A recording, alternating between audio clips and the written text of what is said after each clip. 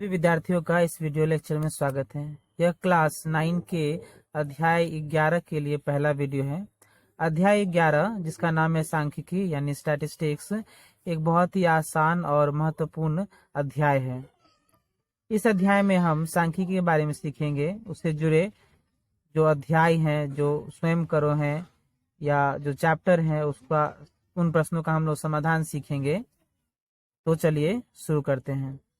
इस चैप्टर में जो सबसे पहला प्रश्न हमारे सामने आता है वो ये है कि सांख्यिकी होती क्या है। क्योंकि गणित की वह शाखा है जिसमें आंकड़ों का संग्रहण, प्रदर्शन, वर्गीकरण और उनके गुणों का आकलन का अध्ययन कहता है। मतलब संग्रह यानी उनको इकट्ठा करना, कलेक्शन करना।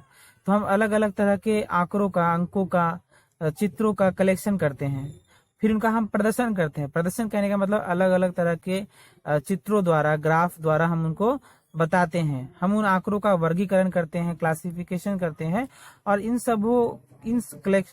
कलेक्शन, संग्रहण, प्रदर्शन और वर्गीकरण करने के बाद हम उस आंकड़ों से कुछ महत्वपूर्ण निष्कर्ष निकालते हैं जो हमारे लिए उपयोगी होता है।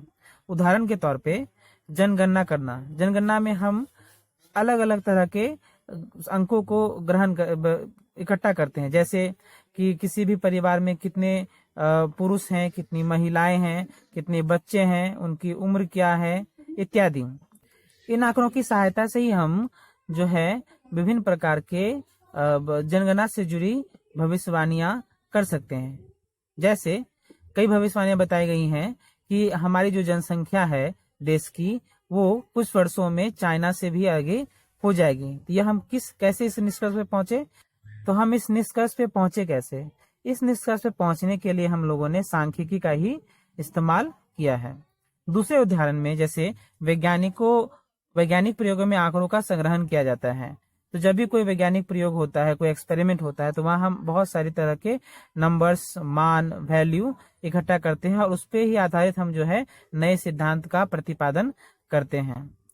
फिर सरकार जो है अलग अलग तरह के सर्वे करवाती है, जैसे कि किसी स्कूल में कितने विद्यार्थी पढ़ रहे हैं। इन्हीं सब का सर्वे करके जो है सरकार विभिन्न प्रकार के योजनाएं बनाती है। यानी सांख्यिकी एक महत्वपूर्ण विषय है जिसे सीखना हमारे लिए अति आवश्यक है। यहाँ आगे लिखा हुआ है उपयोग। तो विभिन्न प्रकार की योजनाओं को बनाने में, जैसे मैंने कहा, नए वैज्ञानिक नियमों और सिद्धांतों का प्रतिपादन करने में एक बहुत इम्पोर्टेंट और उदाहरण दिया गया है कि वर्तमान की स्थिति का आकलन करते हुए होने वाले परिवर्तन की भविष्यवाणी करना, है ना। तो जैसे ग्लोबल वार्मिंग है, तो अभी वर्तमान जो पर्यावरण है इसमें गर्मी बढ़ रही है, अलग अलग तरह के जो है प्राकृतिक आपदाएं आ रही हैं, इनका हम आकलन करते हैं।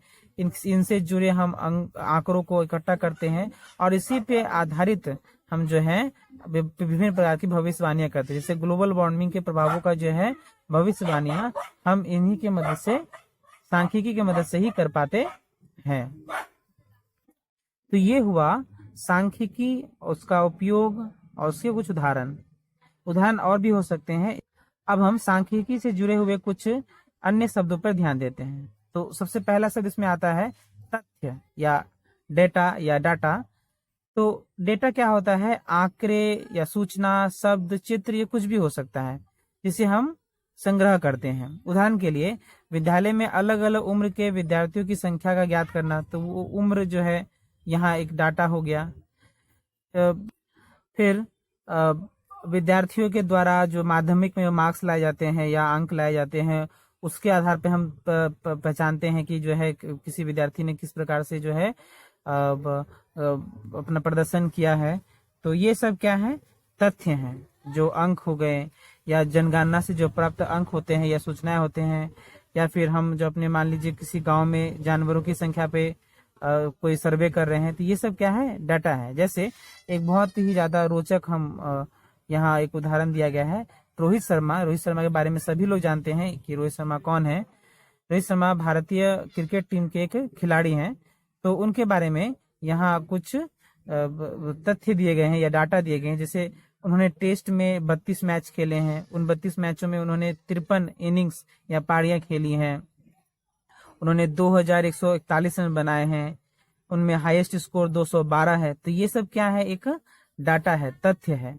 इन्हीं का हम विश्लेषण करते हैं। तो विश्लेषण जैसे, तो विश्लेषण करने के बाद हमने ये पता लगाया कि जो है टेस्ट में उनका एवरेज क्या है, 46.54, 46.54। इसका मतलब है कि वो प्रत्येक मैच में, टेस्ट मैच में 46.54 रन जरूर बनाते हैं। तो ये है तथ्य और ये है इसका विश्लेषण। इस प्रकार से स्टैटिस्टिक्स में जो है हम विभिन्न प्रकार के अंकों को या तथ्यों को जमा करके, डाटा को जमा करके हम विभिन्न प्रकार के गुणों का पता करते हैं। अगला शब्द है कच्चे तथ्य। तो तथ्य यानी आंकड़े होते हैं। तब कच्चे तथ्य क्या होते हैं? कच्चे तथ्य वो होते हैं जिन्हें हम सबसे पहले जो स्रोत होता है उसी से लेते हैं। जैसे हम कोई सर्वे कर रहे हैं और जो है हमने जो सर्वे में सबसे पहले जो अंक लिखा या नंबर लिखा या जो आंकड़े लिखे, उसे हम क्या कहेंगे? कच्चे तथ्य। कच्चे तथ्य हमें कोई विशेष जानकारियां नहीं देते हैं। कच्चे तथ्य का ही जो है विश्लेषण किया जाता है। तो क्या लिखा हुआ है? जब कोई तथ्य सीधे स्रोत से लिया जाता है उसे कच्चा तथ्य कहते हैं। जैसे किसी कक्षा के विद्यार्थियों से उनकी उम्र पूछकर लिखना। तो हम जब उम्र पूछकर लिख रहे हैं तो हम सिर्फ उसे लिख रहे हैं, तो वो सिर्फ एक तथ्य है, कच्चा तथ्य है। उससे हम जो है अभी कुछ विश्लेषण, कुछ निष्कर्ष नहीं निकाल रहे हैं।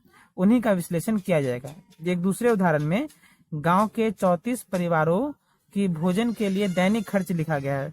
तो दैनिक खर्च लिखा है 145, 110, 175, 75, 190, इस प्रकार से लिखा गया है। तो इसमें जो है हम सिर्फ संग्रहण कर रहे हैं। तो कच्चा तथ्य जो है संग्रहण का पहला पड़ाव होता है। बढ़ते हैं अगले परिभाषाओं की ओर।